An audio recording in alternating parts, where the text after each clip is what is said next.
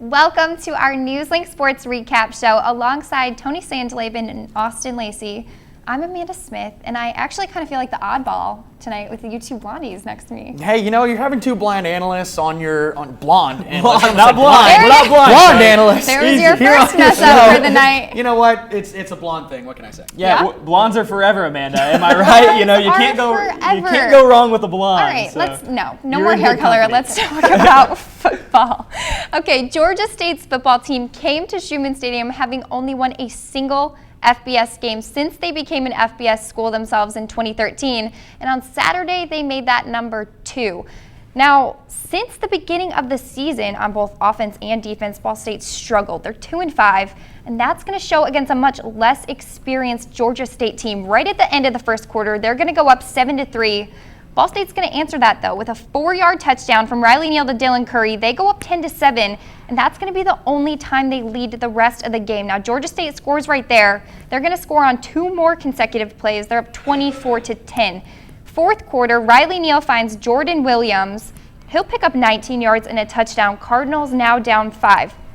Final 2 minutes of the game, though, it's just going to fall apart. Georgia State scores one last time on a short 1-yard touchdown, and they'll pick up their 3rd win ever as an FBS school. Final score 31-19. Now that is their 4th straight loss. What's going on? It seems like there's a lack of focus. Well, it seems like that this team just can't put together 60 minutes of football, and that was something that Pete Lembo was able to address in his post-game press conference. But it's been the second quarter. The second quarter has really been just the Achilles heel for this Ball State team, and this game was a perfect example of it, especially defensively. First 2 drives for Georgia State, a 3-and-out punt, a punt when they only gave up a first down off of a penalty, and then 3 straight touchdowns and a field goal to close out the half. Yeah, absolutely, and I think they got to get the running game reestablished. You know, the first 3 games of the season, over 200 yards rushing, haven't been over 200 yards since. That played a key role in the offense at the beginning of the year. Kind of got away from that a little bit, so I think they definitely got to get the run game reestablished moving forward. And that's kind of an interesting point because Ball State did have over 100 yards on the ground.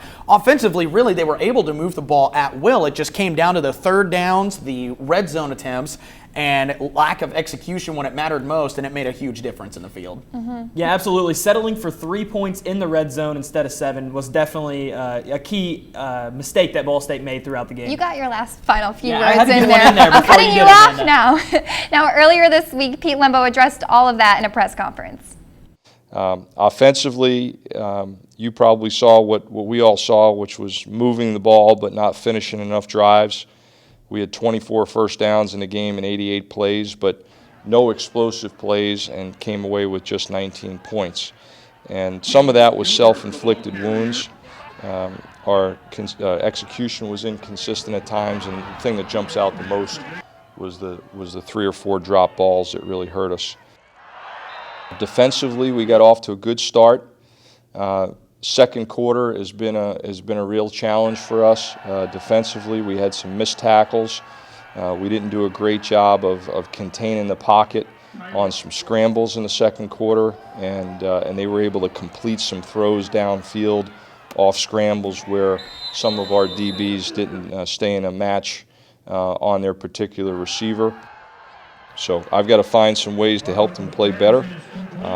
But we won't forget why we're here, and it's about people at the end of the day, and we got good people.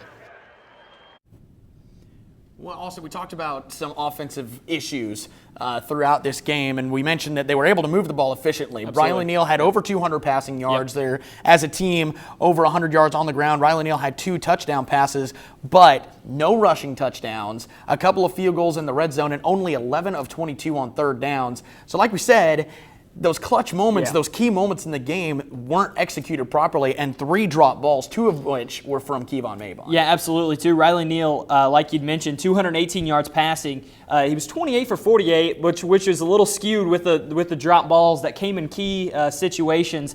They also had the big 4th and 2 called back for the offensive pass interference. I think that was a key point in the game that really swung the momentum Georgia State's way. Ball State looked like they were going to get right back in it with that touchdown, but it was called back, and Limbo didn't agree with it. It was another one of those clutch moments we were talking about. It was a 4th down play, and it was a long rollout play by Riley Neal, who tossed the ball down to a wide open Chris Schillen, Collins. I believe we had the play on recording, but it was a pick play by Kevon Mabon that was called, and the touchdown was wiped off the board, and all that momentum just came crumbling down. Ball State fails to convert on 4th down, and you said it. Pete Lembo didn't quite see the call, but also said he doesn't coach anything illegal. So again, that goes back to a lack of execution. Now, Jordan Williams, he's a key player for the Colonels. He said that he feels like there's a lack of energy out on the field.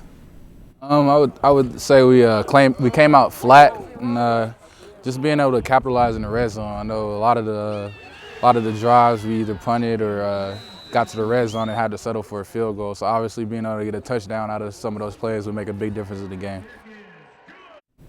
Now, do you agree that the majority of those problems are coming from the red zone, or is there a bigger issue? I think there's a bigger issue. It kind of comes down to just full-on execution, period. You know, Ball State was able to move the ball efficiently throughout the game, but again, 11 of 22 on third downs, those red zone possessions, not scoring touchdowns. But also a big factor in this game was the fourth quarter time of possession. Ball State had the ball for only 4 minutes and 57 seconds to Georgia State's 10:03, which is a combination of defense not getting off the field, but also offense not staying on the field, not converting on those third downs, and eating away clock. And you see Riley Neal escape a sack here. That looked like it was a good chance for Ball State to get some momentum. That was late in the game. He escapes the sack on third down, goes out and picks up the first, but Ball State just couldn't capitalize. Yeah, absolutely. And we heard from Jordan Williams there. Jordan Williams, another good game for him. 7 catches, 68 yards, did find the end zone. Jordan Williams added to the Frank Blitnikoff Award watch list. You know, Blitnikoff Award awarded to the nation's top leading receiver. So that's great recognition for Jordan for all the hard work he's put in. Has had a great year so far. Really, pretty much the only consistent part of Ball State's offense has been Jordan Williams so far. So good to see him get that kind of recognition nationally. And it would be nice to see Darian Green get back into the swing of things, running the ball. He had 17 carries for just 70 yards. Another game where he was below 100 on the ground, and also, as we mentioned before, no rushing touchdowns. So definitely something Ball State's going to have to adjust. Yeah, absolutely. It's been a big drop-off, as I mentioned earlier, in the rushing game. James Gilbert also had 50 yards, so not really getting the production as they did the first couple weeks, and that's really coming to a crumble for the offense. And also Riley Neal's per carry average was way down. He had 10 carries for just 34 yards. So as we mentioned, as a team, overall 154 on the ground, absolutely. But individual players just not living up to what they can do, and that 154 suddenly isn't quite as impressive as you might think. Absolutely. Mm-hmm. Now the offense, they're struggling, we know that, but 55% of points given up by Ball State has been in the second quarter. Linebacker Sean Wiggins talked about where they start to fall apart. We weren't making the plays we needed to make in the first half. Just about every week we do good for 2 plays, and that third down, just one guy messes up. So really we just got to do better at holding each other accountable and just doing your job every play. Now Saturday against Georgia State, 31-19 loss. 17 of those points came in the second quarter. What do you think is going on? Does there need to be a player change, a scheme change? Well, it's tough to say because Ball State is young and inexperienced on defense, absolutely. first of all. Also injured on defense. So they've been struggling on that side of the ball for a while, but it's really odd that it comes down to the second quarter. Like I mentioned before, the first 2 drives, Ball State held Georgia State to a punt, and the Panthers lost possession of the ball, but then they come back, again, 3 straight touchdowns and a field goal to close out the half. It just seemed like execution issues and missed tackles, botched assignments in the secondary ended up playing a key factor. Over 400 yards, as we talked about, passing given up by Ball State. But then it seems like you make the adjustment at halftime, because then in the third quarter, just 2 possessions for Georgia State, which were a fumble and a punt. And then even in the fourth quarter, 2 punts, and then finally things just fell apart. The defense was gassed by the end of the game, giving up a long pass on third down that essentially sealed the game for Georgia State, capping it off with a touchdown run. Yeah, absolutely. And when you're on the field for that long in the fourth quarter, you're going to eventually give up a big play. 10 minutes. Yeah, exactly. 10 minutes of the quarter, they were on the field. So that's definitely something that they've got to do, get off the field. We mentioned the secondary, giving 421 yards passing to a team that's only won 2 games in their history. That's not very good, quite honestly. And going into Central Michigan next week, who averages over 300 yards passing a game, Something's got to change there in the secondary. They did really well stopping the run, which has been a big issue throughout the season. So if they get now they just got to put them together, get the run defense stopped, get the pass defense stopped, and you're looking at a pretty stout defense. Well, you see that there, solid stops here on the run. Only 33 total rushing yards given up by Ball State. So they fix one thing, and then suddenly you got another issue. And a lot of wide open receivers. Pass rush really wasn't there. So Georgia State had a lot of time in the pocket to avoid free rushers, get out of the pocket, and make throws down the field. And ultimately, by the end of the game, the defense was just gassed, and Georgia State was able to pull it off. Now, like you guys said, they're playing Central Michigan on Saturday. This is what Pete Lembo predicted in his press conference. Offensively, it's a veteran unit.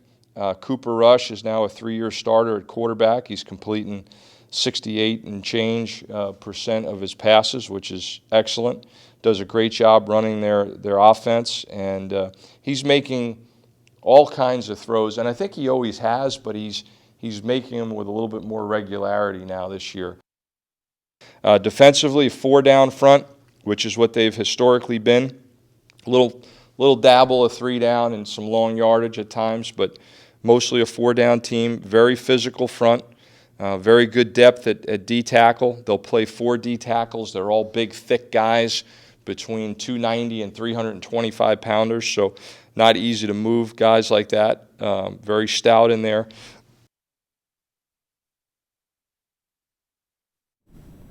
Now, Central Michigan, their record 3-4. Ball State's 2-5. But when you look deeper at the teams that Central Michigan's lost to, you've got Oklahoma State, Syracuse, Michigan State, who has one of the top football programs in the country. Similar records. So where is the difference between these two teams? Well, I think the difference is kind of, as we talked about, offensively. Central Michigan has been much more consistent on offense, and judging by those highlights that we just saw, it seemed like their pass protection is phenomenal. Their quarterback, Cooper Rush, was standing still. Absolutely. He looked very stoic throwing those passes, very accurate with the ball. So that's something that Ball State is going to have to work on. Again, limited pass rush that we saw against Georgia State. So defensively, you're going to have to fix those holes in the secondary, going to have to continue to be stout against the run, but also take away Central Michigan's strength, which is the passing game. Absolutely, and I think they got to get pressure on Central Michigan in order to force some bad throws down the field. Central Michigan likes the quick routes, allow the quarterback to get rid of the ball quickly. I think if Ball State gets some pressure back there, that'll take some pressure off the secondary a little bit and allow them to make some plays. But at the same time, we got to forget, the defense did provide a lot of opportunities for Ball State's offense, especially against Georgia State. That's kind of been a theme for this team in the sense that Ball State's defensive scheme is more of a bend but don't break kind of deal, so they don't give up many points necessarily. The only time they may have necessarily been the GOAT of the game, I would say, would be against Northern Illinois, where they couldn't stop a nosebleed. But in this game, I don't see that being the case. So Ball State offensively is going to have to convert on 3rd downs and score touchdowns in the red zones. 11 of 22 on 3rd downs, 2 field goals in the red zone. That's not going to cut it. Yeah, absolutely. And I mentioned it earlier with the rushing. Central Michigan is only allowed over 200 yards rushing one time, and that was to Michigan State. So you're talking about a top 10 team there. So they really got to get that rushing game. Can't emphasize it enough. I know I sound like a broken record when I say it, but that's definitely the point of emphasis because I think Riley and the guys on the pass game, they can throw on anybody, but establishing that run game is going to take some pressure off. You're going to see a lot more man coverage and allow Jordan Williams and guys like that to make some plays down the field. Absolutely. All right, so I know this weekend Austin's ditching us. He's going out of town, so he's not going to be here. And then quote from Tony Sandaleben earlier, I am a diva and will be in the press box. He did say that. Because it's supposed to rain, so I just wanted to throw that out there. Do you see this head of hair? That cannot get ruined. Okay, I work hard on this. Okay, that is all we have time for tonight. For Tony Sandaleben, Austin Lacey, and everyone else who's involved, I'm Amanda Smith. We'll see you right here next week.